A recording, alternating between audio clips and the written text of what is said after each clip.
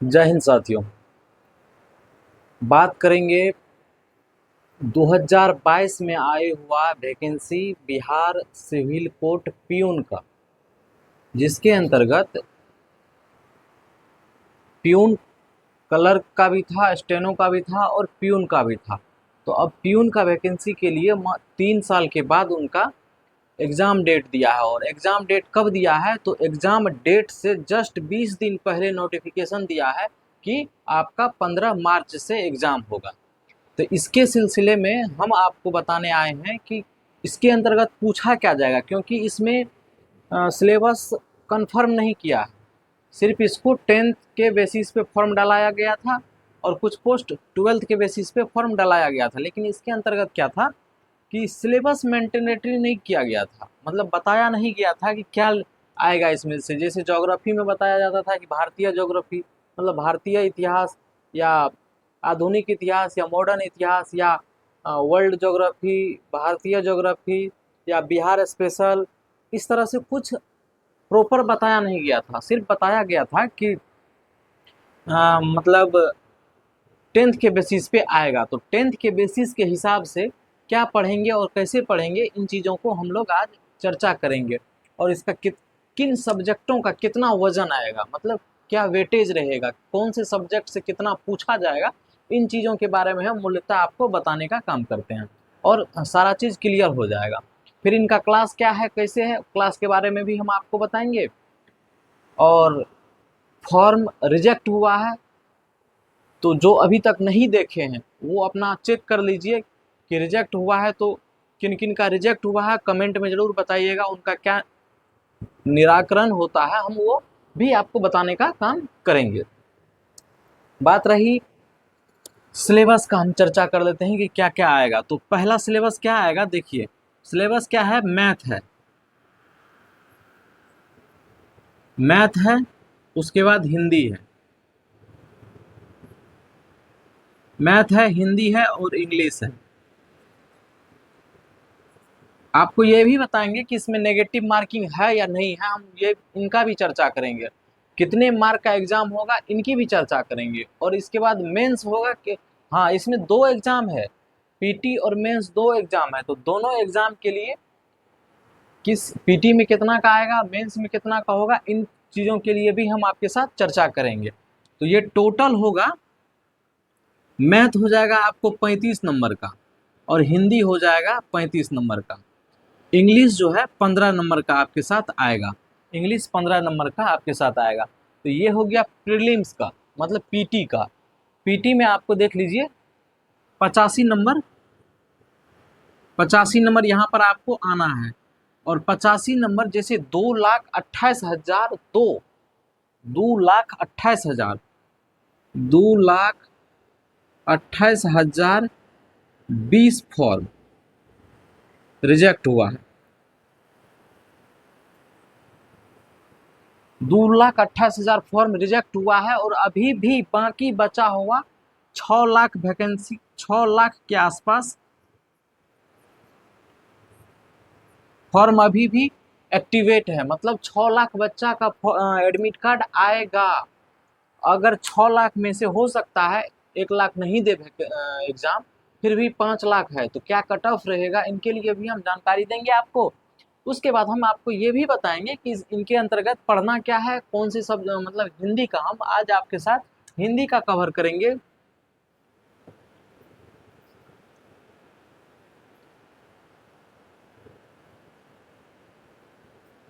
हिंदी का भी कवर करेंगे आपके साथ कि हिंदी में क्या क्या पढ़ना है। और उसके बाद मैथ का भी कौन कौन से टॉपिक होगा, हिंदी का भी कौन कौन से टॉपिक होगा, इन सभी का चर्चा हम करेंगे आपके साथ। तो आइए करते हैं शुरुआत। देखिए इस पहला क्या है, पहला है कि हिंदी व्याकरण।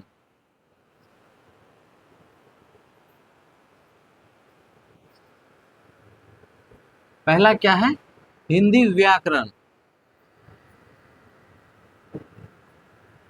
अगर 10th के बेसिस पे एग्जाम दिया है तो हिंदी व्याकरण हो गया। ये क्या हो गया, हिंदी व्याकरण हो गया। अब ये बात हमको बताना है कि टेंथ के हिसाब से अगर कोई पूछेगा कि क्या सर टेंथ के बेसिस पे आप हिंदी व्याकरण का ये सब टॉपिक लिखे हैं, इन टॉपिक से आएगा? हाँ बिल्कुल आएगा। क्या बुक के संदर्भ में भी आएगा? बुक से भी क्वेश्चन आंसर रहेगा? तो हाँ बिल्कुल, बुक से भी क्वेश्चन आंसर रहेगा। तो बुक से क्वेश्चन आंसर क्या रहेगा? जैसे कोई फेमस कहानी है तो वो कहानी के अंदर से क्वेश्चन नहीं रहेगा, कहानी के अंदर से क्वेश्चन नहीं रहेगा, कहानी के राइटर का नाम दे देगा, रचना का नाम देगा या रचनाकार,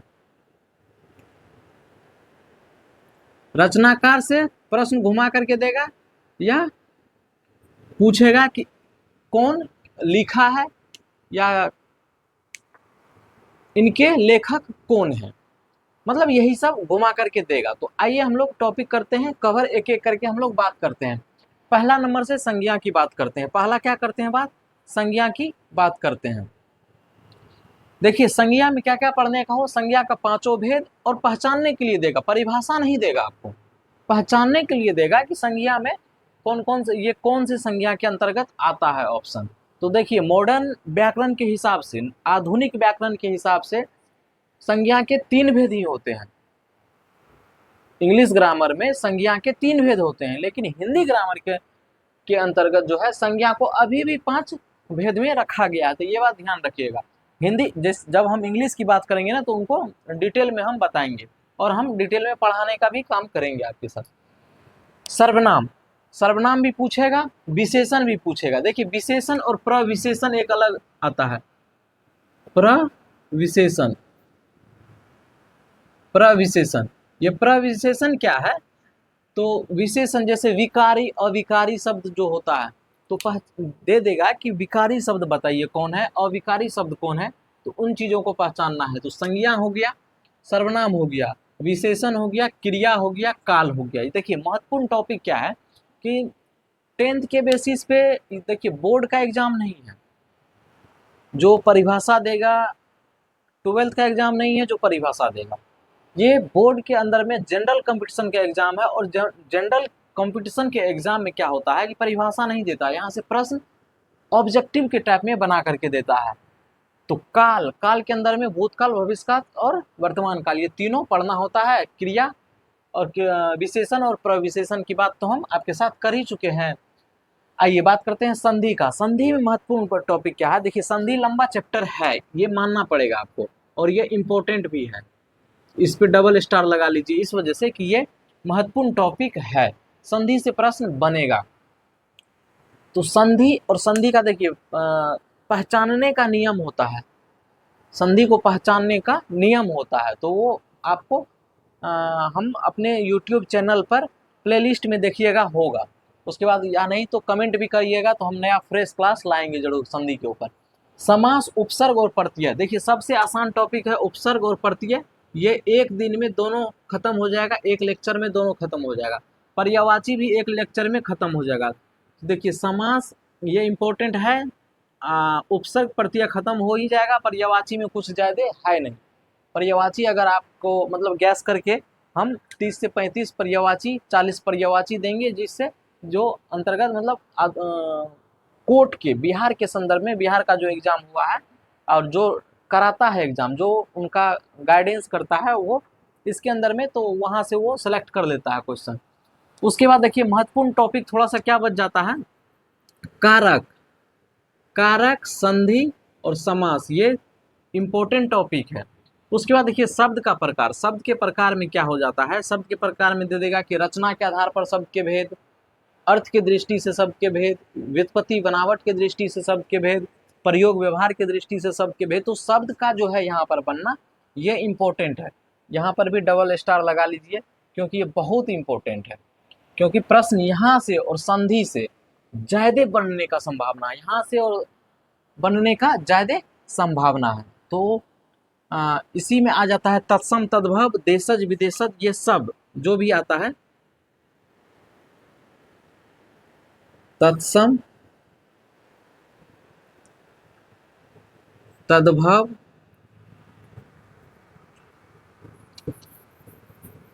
तत्सम, तद्भव, उसके बाद आ जाएगा देशज,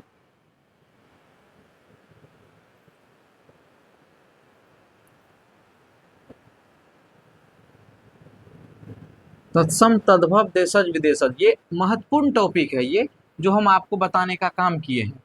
लेकिन शब्द के आधार पर ये आपको जरूर पढ़ के जाना है, क्योंकि यहाँ पर आ जाएगा उद्गम के आधार पर, व्युत्पत्ति बनावट के आधार पर,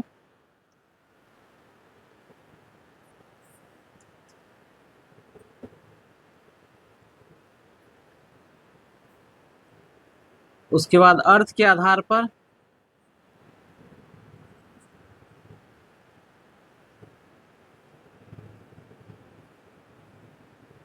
प्रयोग व्यवहार के आधार पर। तो ये चारों टॉपिक जो है ना बहुत इंपॉर्टेंट है, ये चारों टॉपिक बहुत इम्पोर्टेंट है। उसके बाद मुहावरा आता है, लोकोक्ति आता है, शब्द शुद्धिकरण, इसमें भी आप स्टार लगा लीजिए। शब्द शुद्धिकरण और वाक्य शुद्धिकरण में ये जरूर आएगा, ये जरूर आएगा। और उसके बाद आ जाता है रचना, वही रचना, रचनाकार और अनेक शब्द के बदले एक शब्द। तो ये इम्पोर्टेंट है आपका, ये इम्पोर्टेंट है। और इससे आपको 35 नंबर देखने को मिलेगा। इससे क्या है, 35 नंबर आपको देखने को मिलेगा। हमारे YouTube चैनल पर आप जब जाएंगे, डीपी पे जब क्लिक करेंगे तो वहाँ पर लाइव सेक्शन है। लाइव सेक्शन में हम 2-4 टॉपिक पढ़ाए हुए हैं और फुल डिटेल से पढ़ाए हुए हैं। वीडियो का क्वालिटी हो सकता है वहाँ पर लो हो, लेकिन कंटेंट लो नहीं है।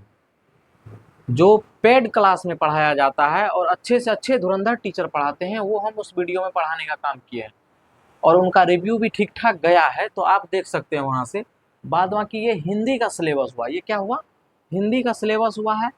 अब रही बात कि क्या सर प्यून के एग्जाम में, प्यून के एग्जाम में नेगेटिव मार्किंग है? तो बिल्कुल नहीं नेगेटिव मार्किंग है, बना करके आना है। 35 का 35 क्वेश्चन टच करके आना है, छोड़ना कहीं से भी नहीं है, क्योंकि हिंदी में प्रश्न नहीं छूटता है, हिंदी ग्रामर में प्रश्न नहीं छूटता है। ये हमारा हिंदी का सेक्शन है, हिंदी ग्रामर का सेक्शन है। थोड़ा बहुत बुक से मैराथन देख करके जाइएगा, बुक का मैराथन, 10th के 12th के बुक का मैराथन देख करके जाइएगा, 9th का मैराथन देख के जाइएगा।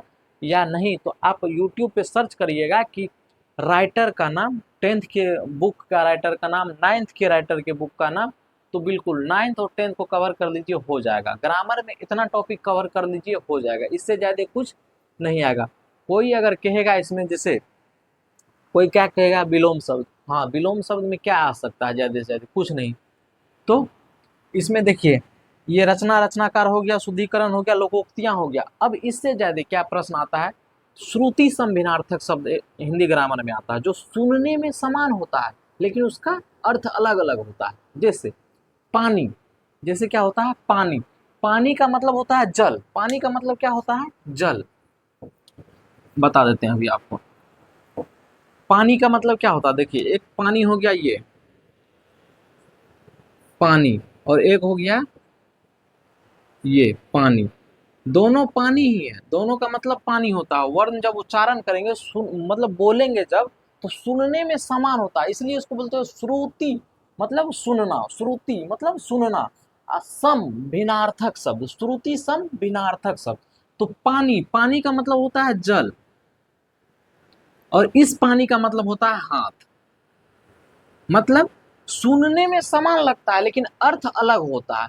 तो श्रुति सम भिन्नार्थक शब्द ये हो गया, ये क्या हो गया, ग्रामर का एक चैप्टर है जो श्रुति सम भिन्नार्थक शब्द है। तो यहाँ से प्रश्न नहीं बनता है ज्यादातर, और नहीं बनेगा, और इस पे ज्यादा दिमाग लगाना भी नहीं है। मेन इंपॉर्टेंट टॉपिक है संधि, समास, उसके बाद शब्द शुद्धिकरण, वाक्य शुद्धिकरण, शब्द के प्रकार, कारक, और यहाँ से संज्ञा से और काल से। बाद बाकी यहाँ से प्रश्न, उसके बाद पढ़ना सबको है, देखना सबको है, कुछ इससे ज़्यादा नहीं है। नेगेटिव मार्किंग नहीं है, 35 नंबर आपका कंटेंट इस बोर्ड पर दिया हुआ है, इससे ना बाहर कहीं पूछेगा। और हिंदी का आप टेंशन नहीं, आप लोगों को टेंशन नहीं लेना है, क्योंकि अगर आप कमेंट करते हैं तो हम रोज़ाना क्लास आपके साथ एक एक लेक्चर लाएंगे इस पर, जहाँ से प्रश्न नहीं बनेगा। थ्योरी के साथ, समझाने के साथ हम ऑब्जेक्टिव भी कराएंगे। तो आप हमारे चैनल, टेलीग्राम चैनल पर जुड़ जाइए, NAYAK नायक फिर एस बड़ा, ना स्पेस नहीं देना है, नायक स्टडी, फिर स्पेस नहीं देना, सी बड़ा, नायक में एन बड़ा, बाद बाकी स्टडी का एस बड़ा और सेंटर का सी बड़ा, बाद बाकी सबको सटा हुआ रहना चाहिए।